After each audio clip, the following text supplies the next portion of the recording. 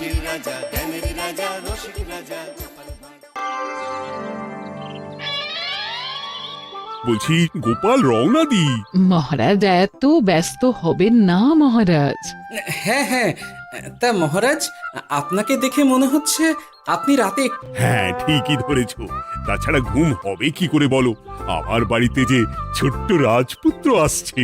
তা অবশ্য ঠিক, সেই কবে থেকে আমাদের নাতিকে দেখার জন্য আমরা বসে আছি। আচ্ছা গোপাল, তুমি এইবারে রওনা দাও, বেশি দেরি করো না, জাহাজ ঢুকবার সময় হয়ে এলো। আপনি কিচ্ছু চিন্তা করবেন না মহারাজ, আমি একদম সযত্নে আপনার নাতি ও বৌমাকে রাজপ্রাসাদে নিয়ে আসব। গোপাল, খুঁজে পেতে কোনো রকম অসুবিধে হবে না। মনে আছে রানীমা? এখন তাহলে আসি।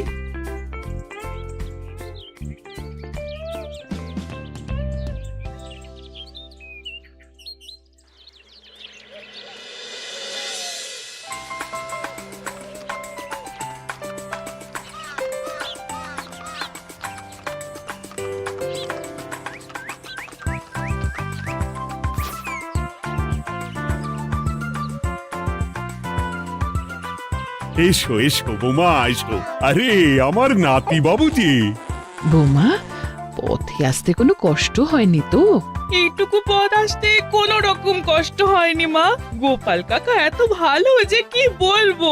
যাক যাক, গোপাল তাহলে আরো একবার আমার মান রাখলো। যতদিন গোপালের ধরে থাকবে তার প্রাণ, সে ততদিন মহারাজের রাখবে যে মান। হ্যাঁ মহারাজ, আমি থাকতে আপনি একদম চিন্তা করবেন না মহারাজ। বেশ বেশ বেশ। আমি তাহলে এখন আসি, কেমন? আরে আরে, কোথায় যাচ্ছ গোপাল? একেবারে মধ্যাহ্ন ভোজনটাও সেরে যাও। ও, ভোজনের ব্যবস্থা আছে? তাহলে তো থাকতেই হবে। ওই ভোজনের কথা শুনেই গোপালের জিভের ওজন বেড়ে গেল। তুমি থামো তো মন্ত্রী, আসলে আজ বিকেলেই আমাদের কুল গুরুদেব আসছেন। তোমরা সবাই থেকো, আজকেই নাতি বাবুর অন্নপ্রাশনের দিনটা স্থির করে নেব। এ তো বেশ ভালো কথা। বেশ তাহলে, বেশ ভালোই হলো। রোজ বাড়িতে খেতে খেতে জিভে একেবারে চড় পড়ে গিয়েছিল। বহুদিন পরে রাজবাড়ির পোলাও কোরমা খেয়ে পেট ভরাবো।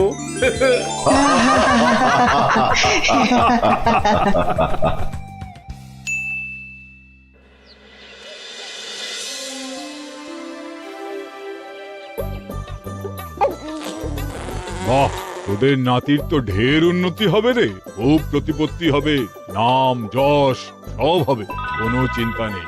গুরুদেব, নাতির শরীর স্বাস্থ্য ভালো থাকবে তো?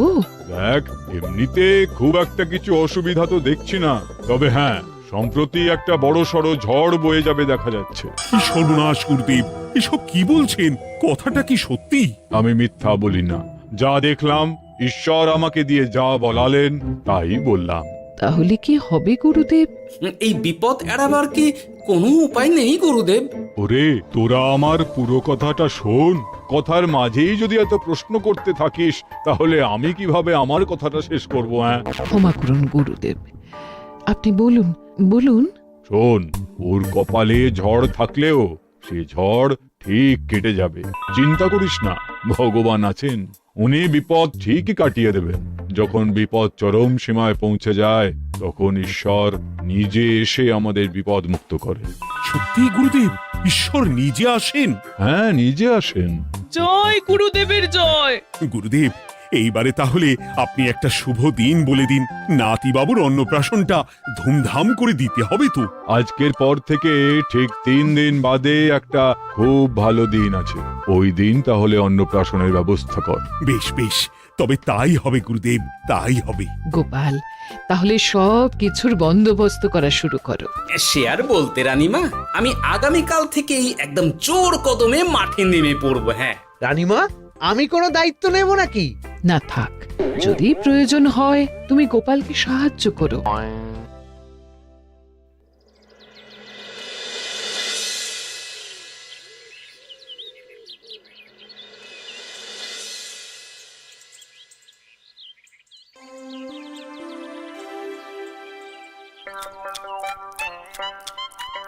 অপূর্ব হয়েছে রান্নাগুলো। সুযোগ পেয়েছে, এক একেবারে 3 দিনের খাওয়া খেয়ে নিচ্ছে।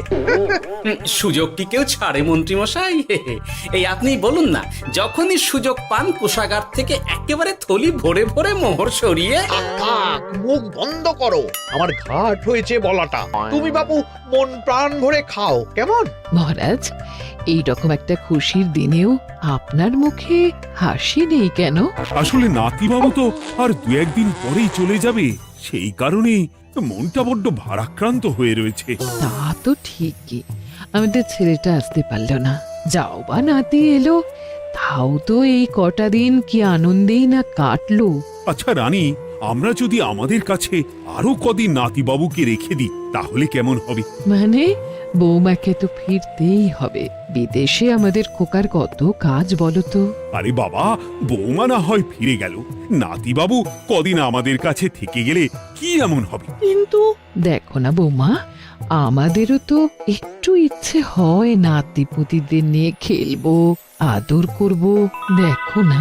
ঠিক আছে ঠিক আছে, আপনাদের কাছে আমার বাবু সোনাকে রাখতে আমার কোনো চিন্তাই নেই। ব্যাস, তাহলে তো মিটেই গেল।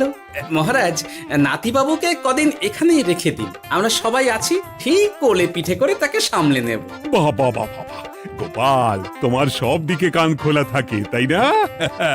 মহারাজ, আমি হলাম ভাঁড়, তাই মাটির ভাঁড়ের মুখটা যেমন খোলা থাকে তেমন আমার কানটাও সব সময় খোলা থাকে, বুঝলেন?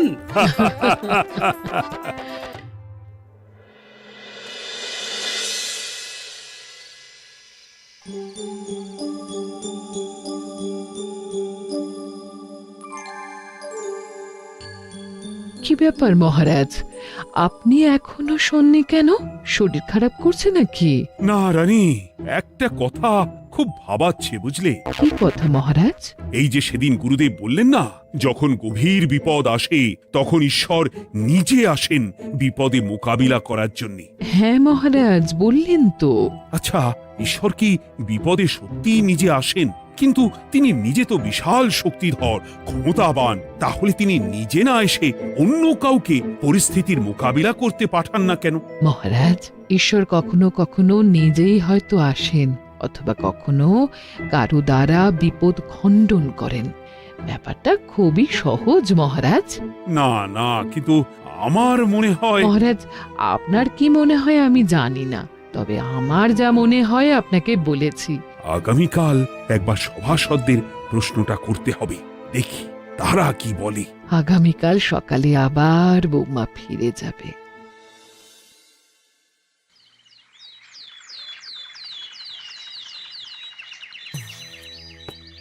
আমি তাহলে আসি, আমার সন্তানকে আপনাদের কাছে কদিনের জন্য রেখে গেলাম, ওকে খুব যত্নে সাবধানে রেখে দেবেন, কেমন? তুমি কোনো চিন্তা করো না মা, আমাদের নাতিবাবু একদম দুধে ভাতে থাকবে। কদিন একটু দেশের মাটিটা চিনে নিক, তারপর না হয় আবার বিদেশে পাড়ি দেবে। এই বলো সোনা।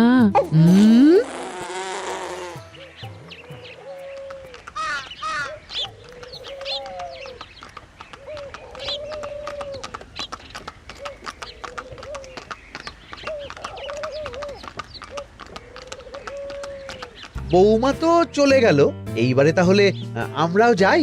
আজকেও নিশ্চয়ই বৌমার ফিরে যাওয়া উপলক্ষে রাজসভা বন্ধ থাকবে। ভুলেও এই সব কথা ভেবো না মন্ত্রী, চলো এইবারে সবাই রাজসভায় চলো, তোমাদেরকে একটা খুবই গুরুত্বপূর্ণ প্রশ্ন করব। সেরেছে, মহারাজ আবার কি প্রশ্ন করবেন ভগবান জানে। সবাই রাজসভায় এসো।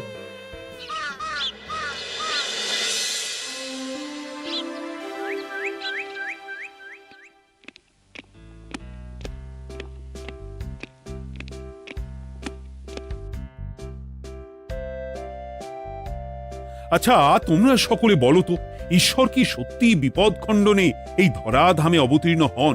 আচ্ছা, তাই যদি হয় তাহলে ঈশ্বর নিজে না এসে তার প্রতিনিধি হিসেবে অন্য কাউকে বিপদ খণ্ডন করতে পাঠান না কেন? হ্যাঁ হ্যাঁ, ঠিকই তো।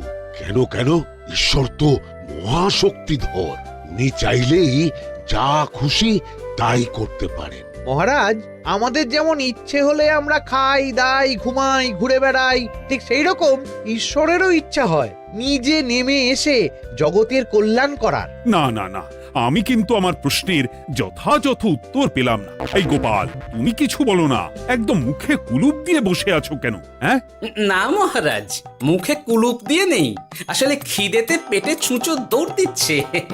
বেশি কথা বললে খাটনি হবে, আরো খিদে বাড়বে, তাই চুপ করে আছি আর কি। ইস, শুধু খাওয়া আর খাওয়া, সব সময় শুধু খাওয়ার চিন্তা। গোপাল, ছি, লজ্জা করে না?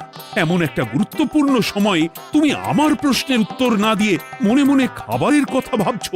আসলে মহারাজ, ওই না খেলে যে মাথাটা কাজ করে না, পেটে খিদে মুখে লাজ, এমন করলে তো মগজটাই পুরো ঘেঁটে ঘ হয়ে যাবে মহারাজ।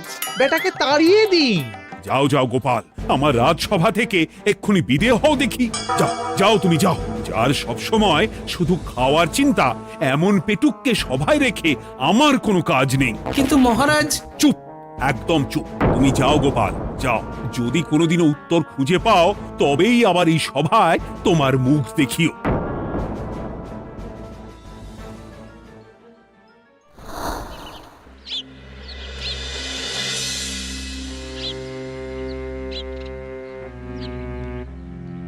মহারাজ যে এমন সামান্য কারণে আমায় রাজসভা থেকে বার করে দেবেন ভাবতেও পারিনি। এখন কি যে করি, একে তো মাসের শেষ, সংসারে তুমুল টানাটানি। এক কাজ করি বরং, গিন্নিকে নিয়ে কদিন শ্বশুর বাড়ি চলে যায়, কদিন পায়ের উপরে পা তুলে আরাম করে আয়েশ করে দিন কাটাবো। হ্যাঁ, তাই করি।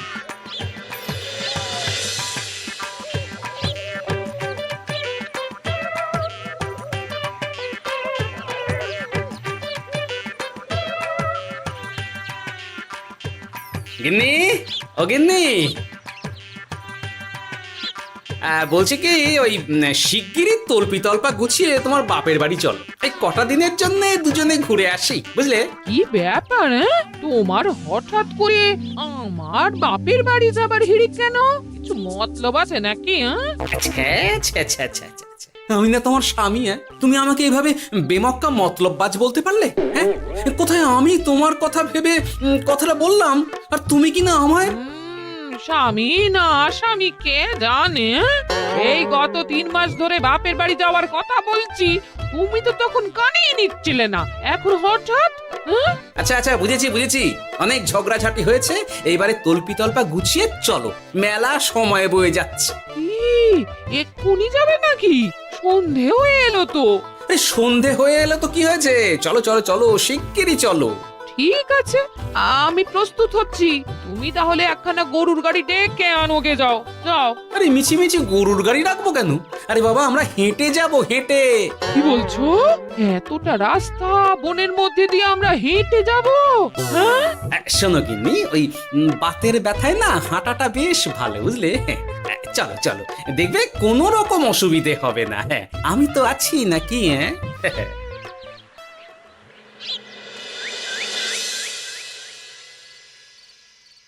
বাবা, হ্যাঁ, বনটা বেশ ঘন। বলি, এই সময়ে এই বনের মধ্যে দিয়ে কেউ হেঁটে যায়?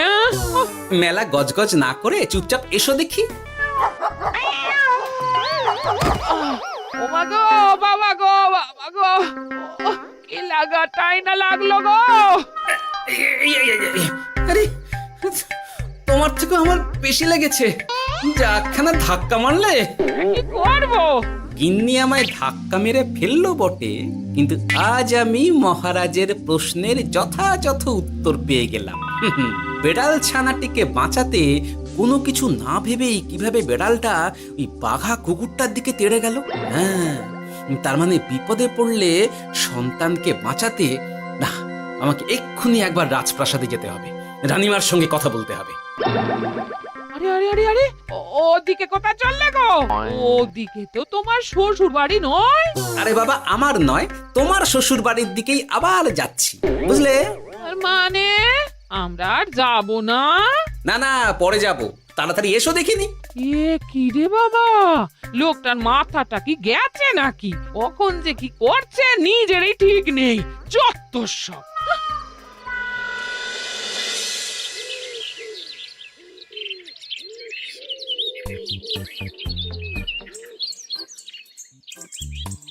আরে গোপাল দাদা, তুমি এখন কি ব্যাপার গো?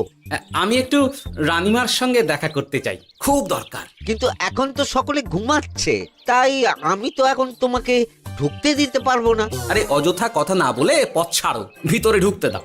গোপাল দাদা, তুমি এই সময় ওই ঢোকার জন্য অহেতুক জেদ করো না। তাছাড়া আমি যতদূর জানি তোমায় তো মহারাজ তাড়িয়ে দিয়েছিলেন, তাহলে আবার বহাল হব, চিন্তা করো না। দয়া করে এখন ঢুকতে দাও। গোপাল দাদা। আহ পেয়াদা, এই এই কি ব্যাপার? এত হইচই কিসের? কি হয়েছে? রানীমা, আমি আপনার সঙ্গে একটু কথা বলতে চাই, বিশেষ দরকার আছে। এসো এসো, ভেতরে এসো। তাহলে মহারাজকে তোমার পরিকল্পনা মতো বাইরে নিয়ে যেতে পারলেই উনি ওনার প্রশ্নের উপযুক্ত জবাব পেয়ে যাবেন, বলছো? সে ব্যাপারে আপনি 100% নিশ্চিত থাকুন রানীমা। এখন আপনি শুধু আমার পরিকল্পনা অনুযায়ী মহারাজকে নৌকা বিহারে যেতে রাজি করান। তারপর কি হয় সেটা আপনি নিজেই সচক্ষে প্রমাণ পেয়ে যাবেন। তোমার উপরে আমার অগাধ আস্থা গোপাল। ঠিক আছে, তুমি যেমনটা বললে ঠিক ওইভাবেই আমি নৌকা বিহারের ব্যবস্থা করছি। রানীমা, দেখবেন এই পরিকল্পনাটা যাতে কোনোভাবেই পাঁচকান না হয়, তাহলে কিন্তু সব ভেস্তে যাবে। নিশ্চিন্তে থাকো গোপাল, কিচ্ছু হবে না, নিশ্চিন্তে থাকো।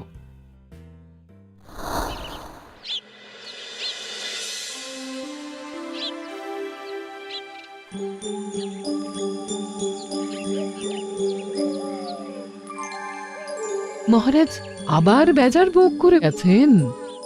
কি করব, আমি এখনো যে আমার প্রশ্নের উত্তর খুঁজে পাইনি। এইভাবে আপনি আর কতদিন মুখ ভার করে বসে থাকবেন শুনি? কি জানি, কিছুই আর ভালো লাগে না যে। বলছি শুনুন না মহারাজ, নাতিকে নিয়ে চলুন না, আমরা একটু নৌকা বিহারে যাই, তাহলে ওরও ভালো লাগবে আর আপনার মনটাও বেশ অন্যরকম হবে। ঠিক আছে, তাহলে চলো একটু নৌকা বিহার করে আসি।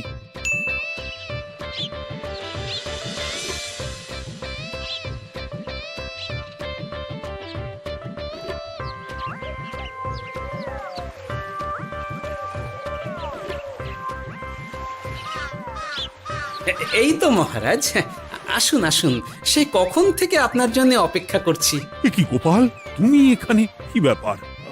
তোমার সঙ্গে তোমার স্ত্রীও আছেন দেখছি। মহারাজ, কতদিন আপনাকে দেখিনি বলুন তো, তাই আজকে একদম সস্ত্রীক চলে এলাম। চলুন চলুন, সকলে মিলে নৌকো বিহার করে আসি।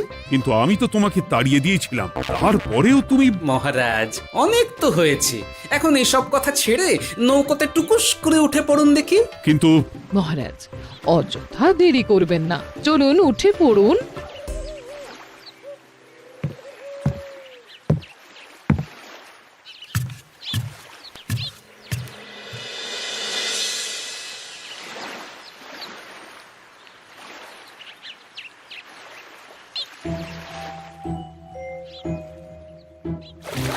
এ কি?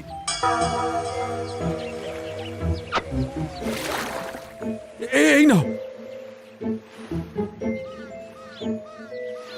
দেখো দেখো, ও কোনো সাড়া শব্দ করছে না কেন? সারা শব্দ করবেন না মহারাজ। মানে এসব কি বলছো? এই পুটুলির ভেতরে তো আপনার নাতি নেই, এখানে নাতির বদলে রয়েছে একখানা খেলার পুতুল। এসব কি বলছো তুমি?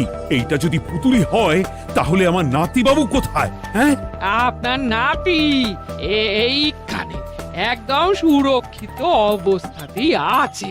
যাক বাবা, আমি যে কি ভয় পেয়ে গেছিলাম তার কি বলবো। কিন্তু রানী, তুমি আমার সঙ্গে হঠাৎ কেন এমন ছলনা করলে? হ্যাঁ, আমার কথাই মহারাজ। কেন?